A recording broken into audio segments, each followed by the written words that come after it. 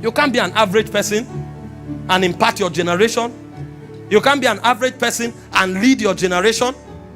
When you find people making impact, go close to them. The discipline their life commands will eject you in one day. The last time Bishop came to visit Abuja here for a meeting in Dunamis, I had the privilege of talking to some of the people that came with him. They finished the meeting and they caught a flight, I think by 7:30 or 8 o'clock thereabout, and went back to Lagos. They picked him up with the chopper and went to Ota. And when I spoke with one of the people that came with him, he said, we are back to office. The day is not over. We will not just shut the day down because we went somewhere. If we come back and the time for work is not over, we will continue working. Because they shut down by 1 a.m. and they came back to Ota around 9:30.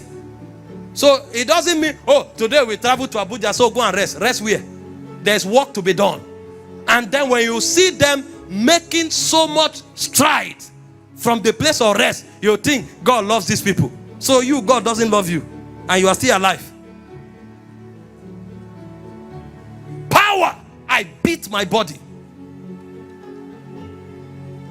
Somebody asked Bishop Oyedepo and said, when do you rest? Or when you are walking, when do you stop? Is it when you are tired? He said, no, when I'm done. They said, don't you rest? He said, we don't rest until the work is done. And it's not something he started yesterday. He said his principal those days, they will say, will this man kill himself? After 40 years, he's still alive. Those who were resting have died. Because the fastest thing to death is laziness. If poverty doesn't kill you, cholesterol, high cholesterol will kill you.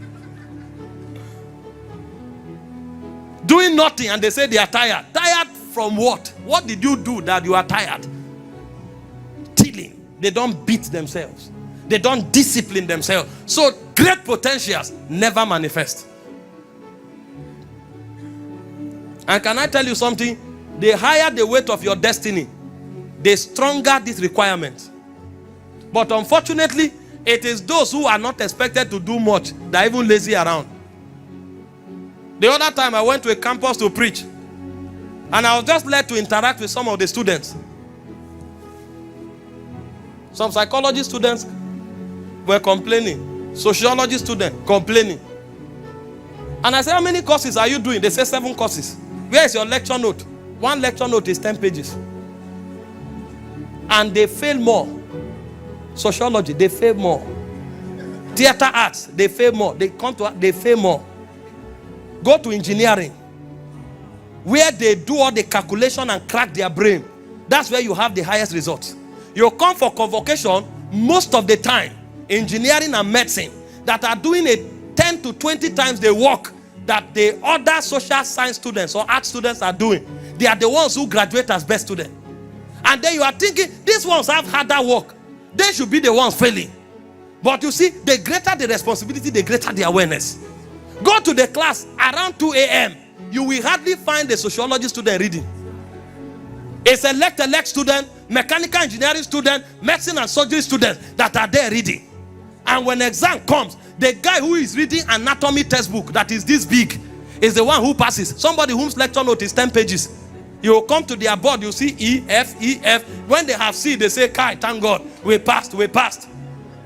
I'm not talking down on the subject. I'm just using it to show you the laziness